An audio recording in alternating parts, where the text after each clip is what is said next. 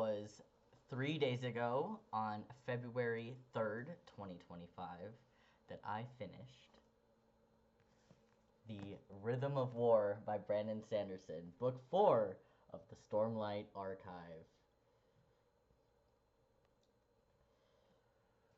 Oh boy.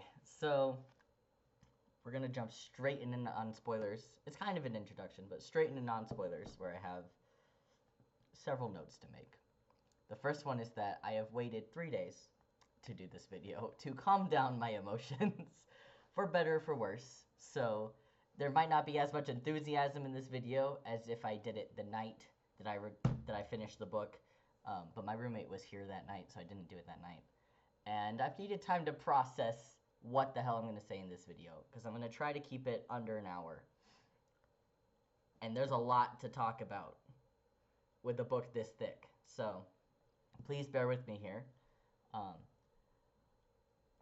With that said, this is going to be our fastest non-spoilers ever, I believe.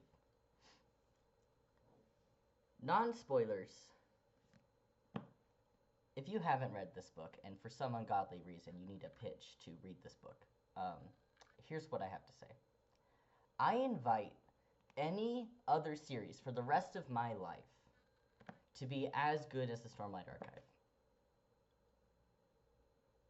His world building, his characters, his plot, his magic, his prose, the timing of all the reveals, the dramatic irony, all of it is remarkable. Like, it's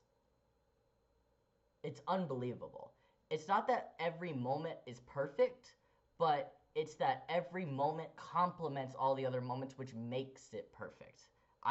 It took me a long time to come up with that sentence, because I didn't know how in the hell to describe why everything works so well. And I think that's what it is. I think everything in this series is so complementary, it makes almost all of it work. Pretty much all of it works. I know the series will never be the same when I reread it. I think every reread will be a new journey. And while it won't be reading it the first time again, which is an unbelievable experience in of itself, but I still am going to have a new story every time I reread this series. So, again, I invite any series to try to stand up to Brandon Sanderson's Stormlight Archive. I will be reading for the rest of my life, and I'll be looking for that series that can stand up to the challenge. But until then, I will probably be rereading this until my deathbed. I'm not even kidding. I probably will be rereading this on my deathbed, if I do have a deathbed. If I know my time is coming, I will be demanding the doctors give me copies of this series. So, yeah. That's pretty much non-spoilers. A few little notes before we continue the spoilers, though. I do want to specifically shout out Sanderson in this book for bringing in so many experts on these, like, external kinds of things, like PTSD and multiple personality disorder, to be able to advance your novel accurately and be respectful of those things. I think he did a pretty good job. It's hard to be perfect when it comes to those things, especially as someone who's, if you're not knowledgeable in it in the first place. But I have mad respect for an author who will reach out to external resources to ask for people's opinions and have them validate their writing. I suspect that those aren't the only things that his editors edited. And so mad respect to all of Sanderson's editors for having such a diverse series that is able to address diversity and ableism in other subjects that I wasn't expecting this series to talk about. In spoilers, there's one in particular that I'll talk about that I was not expecting in this book at all. I don't expect it in any fantasy book, which is why I was so shocked when Sanderson included it in this book. So, I'll talk about that in spoilers, though, because it is a spoiler, technically. My official Sanderson cry counter is now at 8 times, because I cried 3 times reading this book. That should also probably say something about the book. And my ability to cry. It's changed over time, but that's fine. Yeah, there's really not much else to say in non-spoilers. I did make a character ranking video before I finished reading this book. I would like to make a formal correction, and I would like to move Navani out of the lowest category and move her into the second tier, the A tier, if you will. That was my mistake. I would like to move another character that was on there named Yasna. She also should be higher on that list.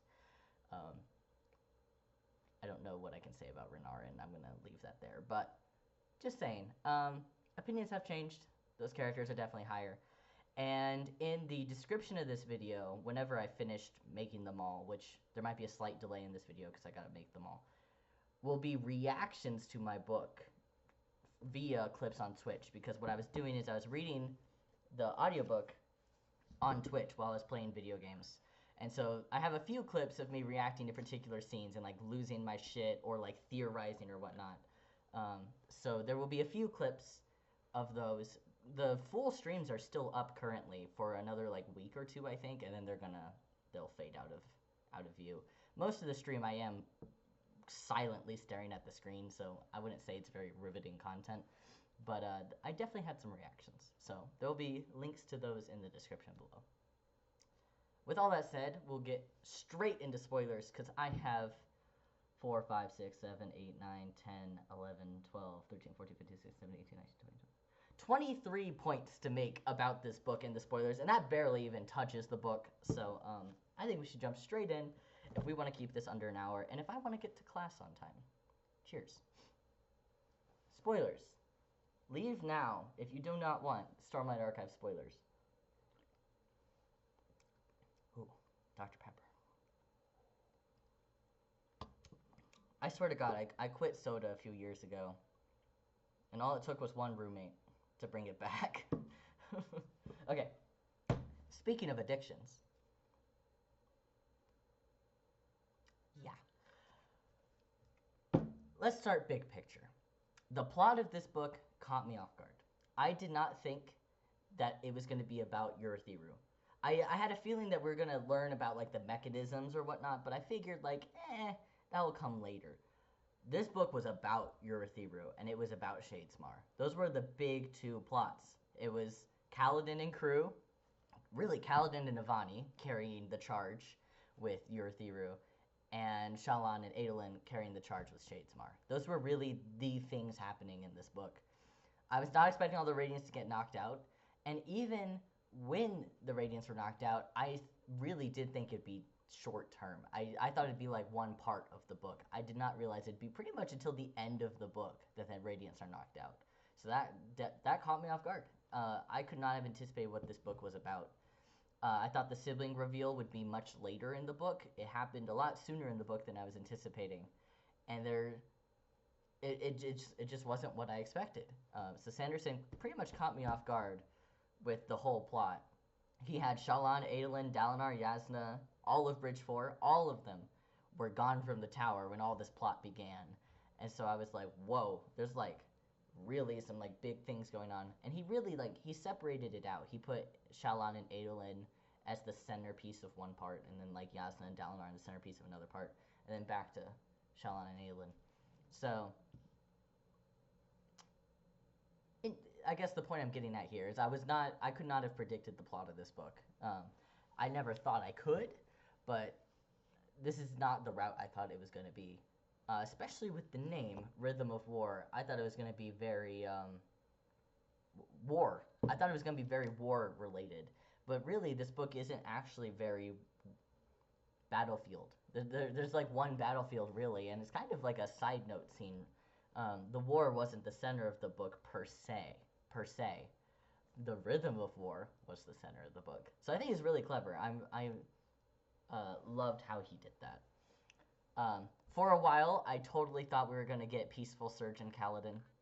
I was so down to read Peaceful Surge and Kaladin, I'll be very honest. I was stressed about like, oh no, they're going to send an assassin to kill Kaladin while he's a surgeon. No, instead they're just going to take over Urithiru.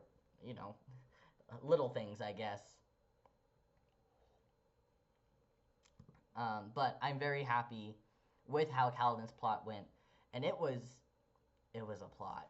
I do love his support group. I want to see more of his support group. I have a feeling we won't because of reveals at the end of the book for Kaladin's next mission. But I love Kaladin making that support group. It is a very strong message in and of itself to have him doing that, and have him not joining his own support group. There are some very particular people in my life that I wish I could make them read those scenes and realize the point that is being made in them. So I have a strong appreciation for that scene.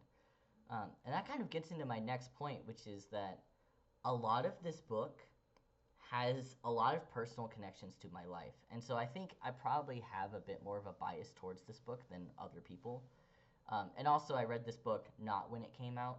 I've noticed that people's reviews of books when they come out is very different than if they read it when it's already been out for a while.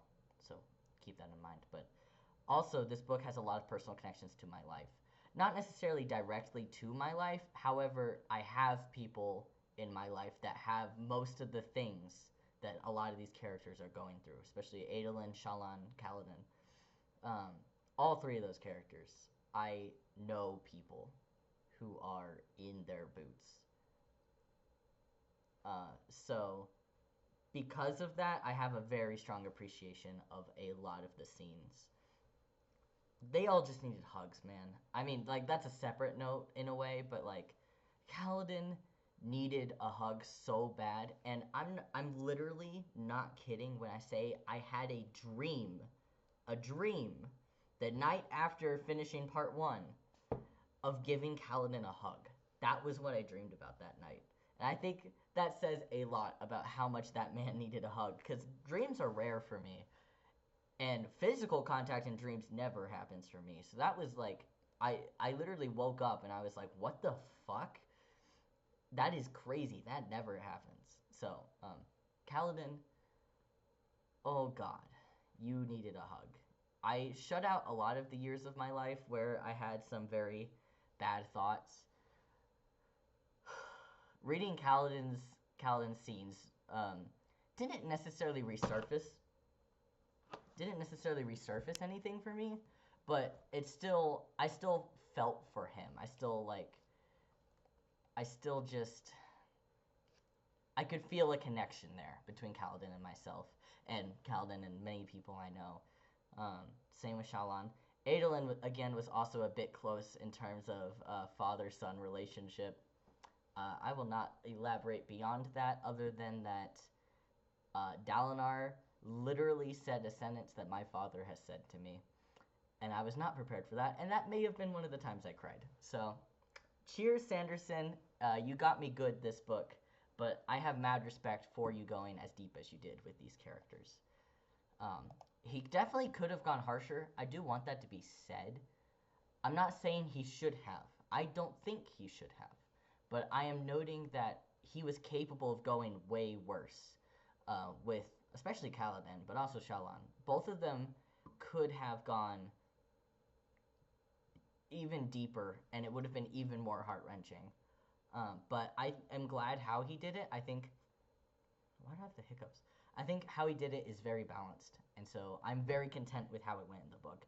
But because of my real-life experience with some of these things, I was highly stressed on behalf of the characters in the book, because I felt that Sanderson could have gone further.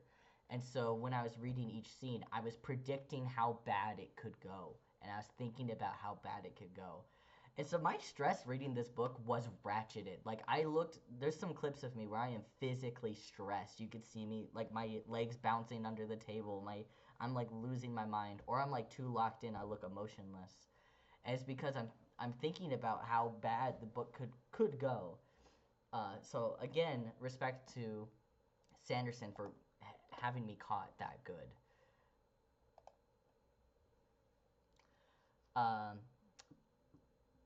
Continuing with Kaladin comments, Vyre made me cry. What Vyre said made me cry. Really, it's Kaladin that made me cry. Vyre, i.e. Moash, that motherfucker. Sorry, that's necessary. The path where he raises the only hand that can kill Kaladin Stormblessed. His own. That is brutal. brutal of Sanderson. That is like brutal of Sanderson to have written. And it was even worse because literally as I was doing the audiobook for that scene, when I heard him say that first sentence, the path where he raises the only hand that can kill Kaladin and Stormblessed, at the exact same time as the audiobook narrator, I said his own. Because I knew where that sentence was going. I knew as soon as it started, I knew what point Sanderson was making, and I was like, ow. Ow. That one hurt. It hurt good. It hurt bad, and then it hurt good, because it is just, I'm glad he didn't hold back for that. Like, that is something that, one, Moash would fucking say, and two, hits hard. And I think sometimes we need to be hit hard when it comes to novels. So, yeah, that scene, I had slight crying. I will say that my medication makes it hard to cry, and so nowadays crying is just kind of getting teary. It's not actually, like, flowing down anymore. I kind of miss it, but that's a side note. I also cried at Teft dying, but not because Teft died. It's really funny, because I knew Teft was going to die. I called out that Teft was going to die. I even out loud said in the stream that Teft is going to have some, like, something he's going to do to, like, save himself in the last moment. And then, like, he's going to think, like, everything's going to be good. And then Moash is going to probably kill his friend. And then he will be, like, fucked, right? I've said all of those things. I pretty much predicted how he would die with the hope. I didn't think he would get the spear or anything like that. That caught me off guard. But I thought he would, you know, have his last hope and give the reader hope. And you would think that it'd be okay. And then Sanderson would kill him anyway. I knew that would happen. What made me cry was Sanderson's fucking word choice. Because Sanderson said, confident and somehow still full of hope, Teft died. And I just, I just felt so moved by the phrase full of hope, which is the name of the chapter too. I think, I knew I should probably also clip this. When the chapter's name was Full of Hope, I got so stressed. Like, I had a visceral reaction to the chapter name being Full of Hope. And the whole chapter, I was like, oh God, I want to be full of hope, but I refuse to because I know the name of the chapter is Full of Hope, and that feels too ominous. And then the very last fucking line of the chapter, confident and somehow still full of hope, Teft died. It hurt. That one hurt, I have to say. I think that one hurt the most of the three cries. It was so good to hear that chapter. I love Teft. Teft became one of my favorite background characters in this book, by far. I fucking loved him. I loved every second he was on the page here. And that chapter where he talks about the love of Kaladin and the rest of the crew, using the word love several times in the chapter, and then again having it end with somehow still full of hope, Teft died. After pretty much saying, what did he say to Vire? He said, because I die knowing I'm loved.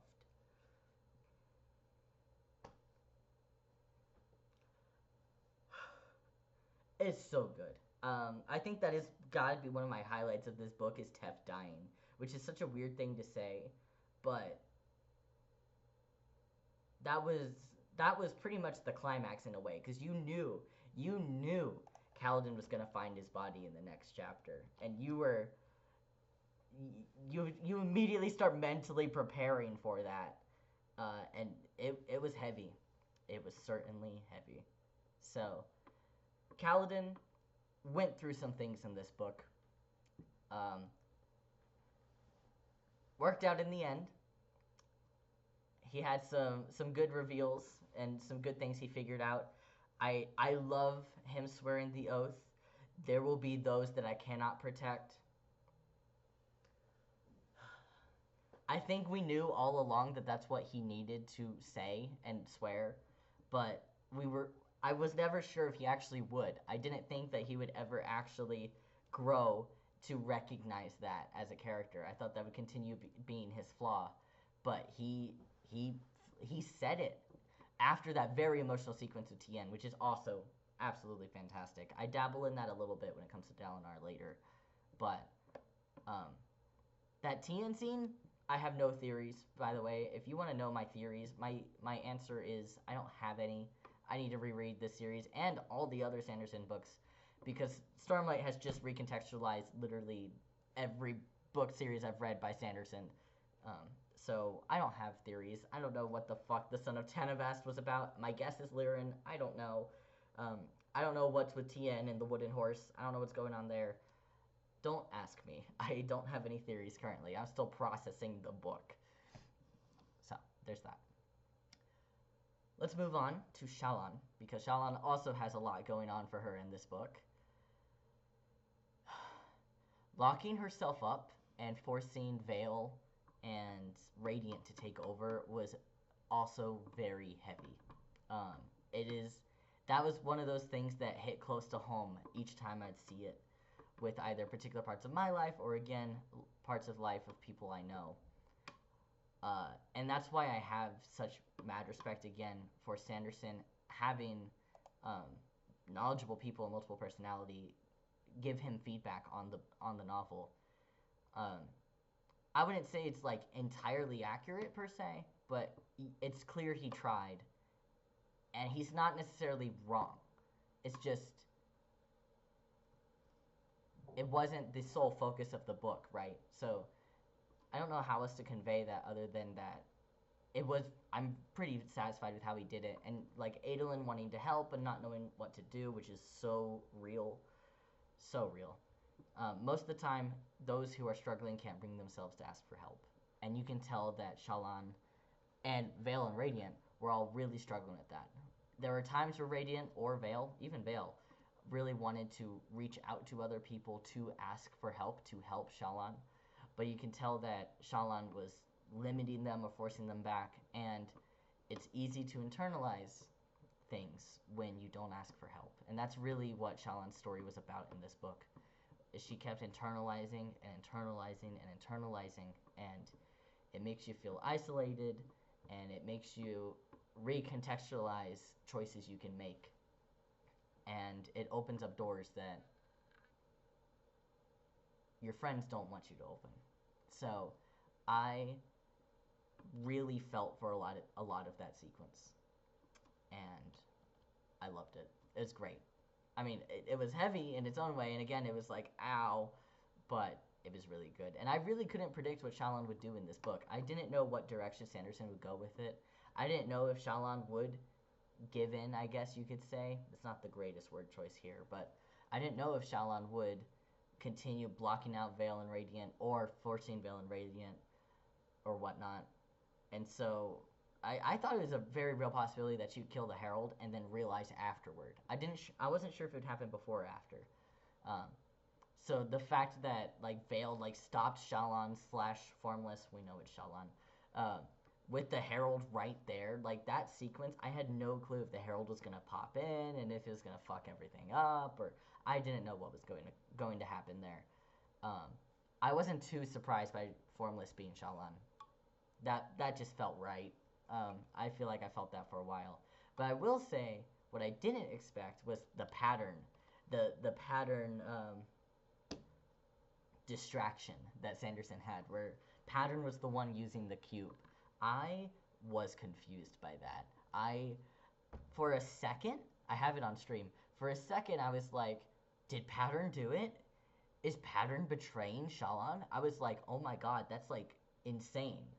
But then I thought about the words Pattern said, which is, Wit helped me. And then I just kept thinking about that, and I was like, if Pattern told a lie, Wit helped me would not be a good lie.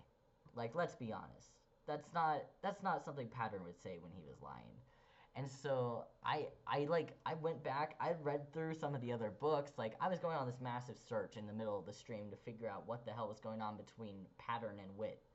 And it kept catching me off guard. So he briefly got me with that reveal. The fact that Pattern is individually talking to Wit is really fascinating in and of itself, because it gives Pattern a new level of autonomy that we didn't really see him. Pattern always seemed like someone who depended a lot on Shallan and like her presence, and so it's interesting that Pattern is, as an individual, reaching out to Wit and talking to Wit. very interesting to me. Very interesting to me. So, that's most of what I have for Shallan. We'll move on to Adolin, the other part of that big part of the plot. Um, it was fascinating and too fitting that the honor spren rigged their court. It's funny when your sense of honor is dependent on your sense of self and your sense of society. You can only be so honorable based on what the actual rules and laws are, and you can tell that they can have their rigged honor even as Spren. And Adolin called them out on it, and I have mad respect for Adolin for figuring that out and taking in the pain. The way he handled the situation was like really, really good and really fitting for Adolin. So I like Adolin even more than when I started this book, that's for sure. I knew Maya would be the last witness. Like, as soon as the first witness came up, I was like, Maya's going to be the last witness. I could just feel that that was going to be the right thing to happen. But I did not expect them to start pretty much abusing Maya in court. That was crazy. Did not expect that at all. So that reveal was crazy. And the way she was like, we chose, we chose, we chose. And also, I forgot the name of the honor spren, which I feel bad now. But the honor spren saying, "Honor lives in the hearts of men." That was a very important sentence in this book. Several characters said it separately, without knowing the other characters said it. Several characters talked about honor being in the hearts of men. I think Wit did, Adolin did, or not Adolin, the honor spren did. Navani did. I don't know if Raboniel did or not, but like a lot of very important people in this book said that phrase, and I have a feeling that's very significant for the next book, if I suspect. So that's it for Adolin, because there's so much to get around to here. Navani. I'll try to be very quick with Navani here. I wasn't a big fan of her when I started this book. In fact, I put her in the lowest tier in my ranking video. Oops. We're going to pretend I didn't do that. I loved her in this book. It's funny because I at first agreed with her that she wasn't a scientist, but you can tell that she has a scientist mind throughout the book. And as someone who is about to get their bachelor's of science, mad respect. I love Navani's growth as a character and what she's going through in her science, but like science under pressure from an oppressive body it's so fascinating. I've always been very fascinated historically in the things scientists do when they're under pressure. And there's a lot of very interesting history there if you go and do the research. There's a lot there. And I love that representation of the struggle she was going through, where she's not sure of a side and she wants to just do her science, but she knows her science has repercussions, but it's easy to turn away those repercussions, especially when you're being threatened for it. And it's easy to give in to trust because you want to do the work. That was a very common theme, and you can see her going back and forth, the whole book on it. And I also love that Sanderson studied up on the quadrivium to write this book. Not many people know about the quadrivium. I wrote an essay on the quadrivium to get into college. I think it's one of the most fascinating things, honestly. The interconnectedness of astronomy, geometry, music, and algebra. It is fascinating. It is absolutely fascinating. And this book goes deep into it. It talks about geometry, math, and music all together, especially music. And so that's why it's called The Rhythm of War. I loved all that. Mad respect to Sanderson for bringing that in and like representing that in a novel, because it's not talked about often.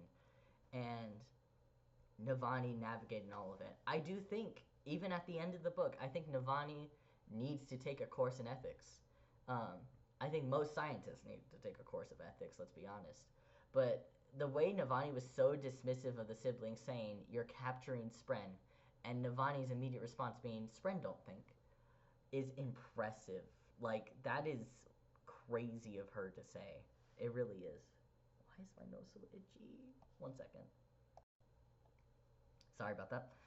So I loved all of Navani's sequence there. I really could relate to her, and like her flaws became endearing in a way to me at the end. And I thought she might have died. Like I thought it was possible that Vire was gonna kill her, slash Moash. I thought it was possible, and like the delay and Raboniel protecting her at the end. I have to say, Raboniel and Navani's relationship was fascinating in a kind of horrifying way, but absolutely fascinating. So I loved all that sequence. That sequence was great. It was fantastic. Uh, so that's it for Navani. We're moving along quick. The last big three we have are Yasna, Wit, and Dalinar, because they were all on the opposite side of the world, right? Um, Yasna fighting her first battle, fantastic. I thought that really added to her character. It gave her a lot of depth, seeing her going through her first battle. Um, and at the exact same time, you're seeing Dalinar not participating in battle, and so you have this like juxtaposed, the two characters switched roles in a way. And you can see both of them reflecting on it and like kind of really struggling with the change, but being successful while struggling. So I really loved that sequence a lot. I love every Wit moment. I say this in the character ranking video, but Wit is in my top 3 favorite characters of all time, guaranteed. There's a little competition, but not much. Wit is there's just particular characters that as soon as they're on the screen, I start like getting giddy and like super excited, and I can't help but rant to everyone around me. Wit is one of those characters. I can't help it. Every time he's there, I start losing it. So I loved every Wit moment, every single one. The first big Wit moment in this book was the harsher moment, when it's Dalinar's point of view, and some guy insulted Yasna for being queen, and Yasna's like, Wit, harsher. Wit, harsher. And like he kept doing like another insult, and to the point that it didn't even become insults, it became facts. Oh my god. Wit tore that man apart. It was fantastic. I loved that scene. I loved it so much. So I love that moment, and that moment onward, I was craving Wit scenes. So every time he was there, the talk with Kaladin, the talk with Dalinar, Wit talking to Dalinar, crazy. That shit never happens. All of his own scenes, like I loved all of it. So the dynamic between Yasna and Wit is fucking gold. I love it. I love it so much. I have no complaints. I want more. To anyone who complains about that ship, I do not care, personally. I am so here for it. I think it is fitting. I don't think that they have differences, obviously, but I think their differences work in favor. I think it works very well. And, as I said in the non-spoilers, I would talk about this. We have a canon asexual relationship? Are we... Is he kidding me? Like... We have a canon asexual character that is in a relationship. In a novel. Written by a cis, straight, white author. That's crazy to me. And like, you can... honestly, it's very hard to make an argument that she isn't an asexual character, because she pretty much said she is. She pretty much said she doesn't have interest in people physically. She will indulge in it. Which, again, is ace people can indulge in it. That happens all the time. You can have sex-positive aces. Or not sex-positive. Sex-ambivalent, sex-favorable aces. So, like, the way that she is not only an ace character, but she's an ace character that's willing to have physical interaction is unbelievable. Because that representation does not exist. It is like, if you rank queer identities... I'm pretty sure intersex is represented more in fantasy than asexuality is. There's definitely some others that are lower, but like that, I was so surprised. I'm shocked.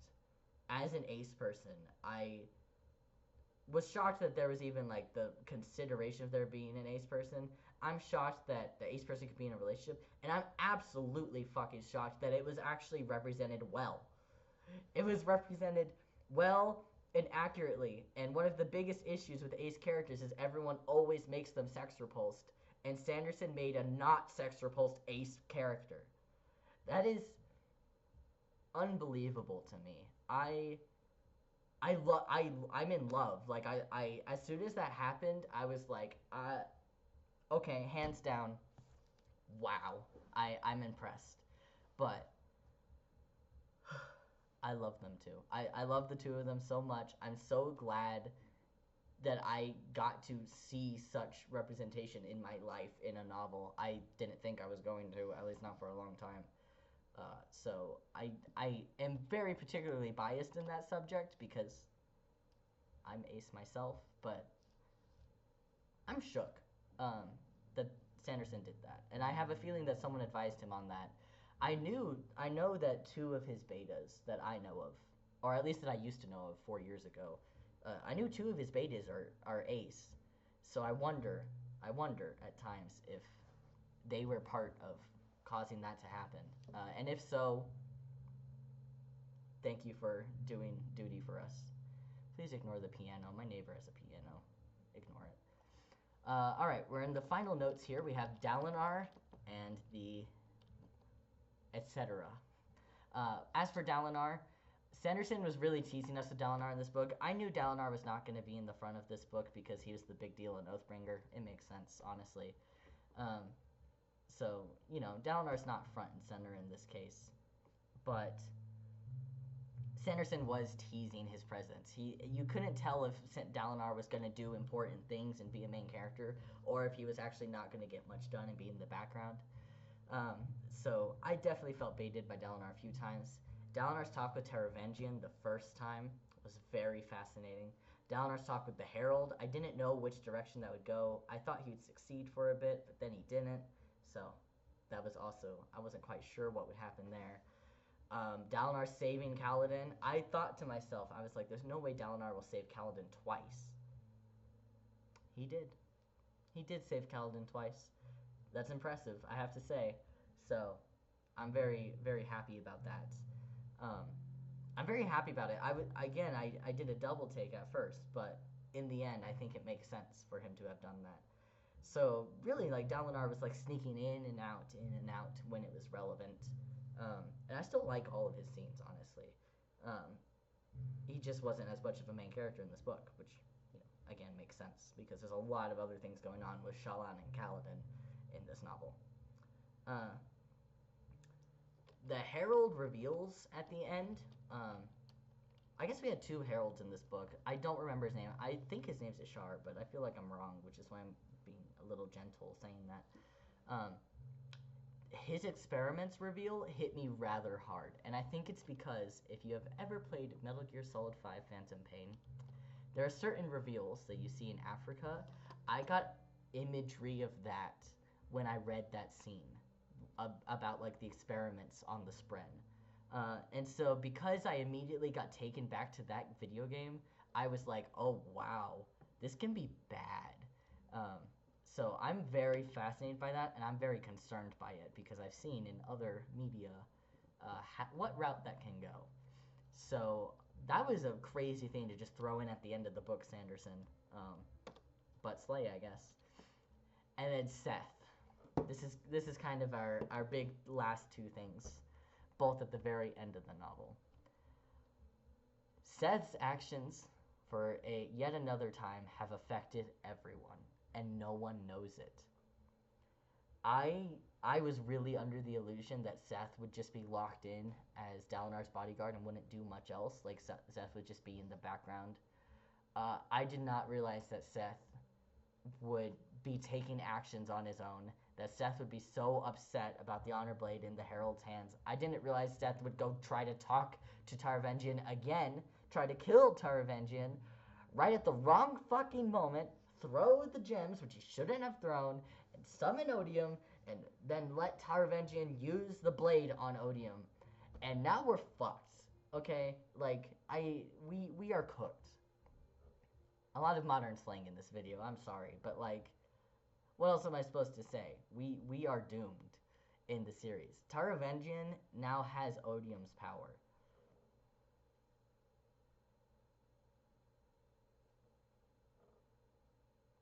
And it is pretty much entirely due to Seth's actions.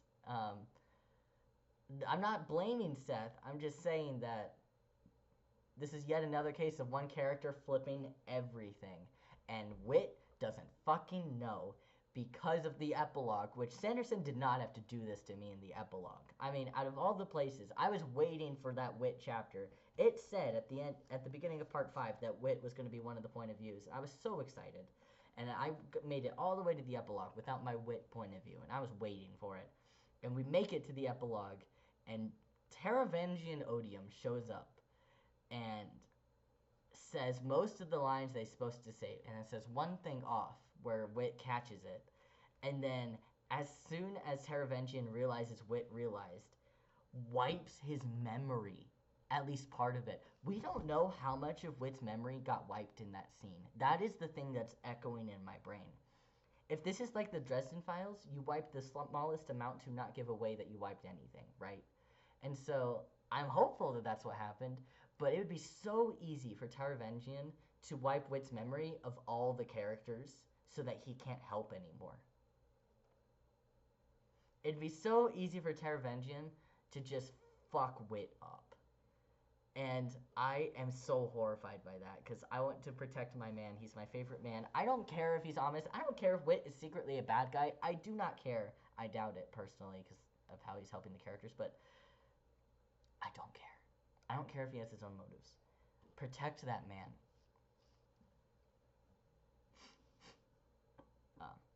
Anyway, too long didn't read. I love Wit, and I wasn't prepared for Taravengian to become Odium, and I wasn't prepared for fucking Taravengian to fuck with Wit in the epilogue. And we'll see how Wit's doing next book, I guess. I'm scared. I'm scared. I'm very scared. I'm scared of Taravengian Odium. I think everything is going to be different now. I think Taravengian is fresh. I think that's the biggest difference between Ray's and Taravengian. Taravengian's fresh. He's ready to go. He has his brain power, and he's doesn't have, you know, thousands of years of moral decisions. He is just his age. I'm scared. And the fact that Cultivation doesn't realize what she did is very concerning too. So that's it for spoilers. Look at that, 42 minutes supposedly, unless my camera broke at some point. It doesn't feel like it's been. It feels like it's been longer than 42 minutes. I don't know. Hopefully this video worked. We get into what's new and what's next. I think you could take a very strong guess. Very strong guess what book I'm reading next. What a difficult guess to make. Libby's not loading.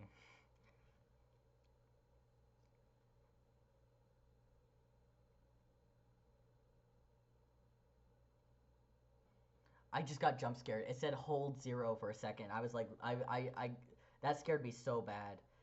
I was like, where's my hold? I have a hold on Wind and Truth right this second. And it doesn't even give me a day it will arrive. It just says soon. So very soon I will have my hands on Wind and Truth. And I will immediately start it. So Wind and Truth will probably be finished soon. I don't have the physical copy of Wind and Truth. And I won't for a while.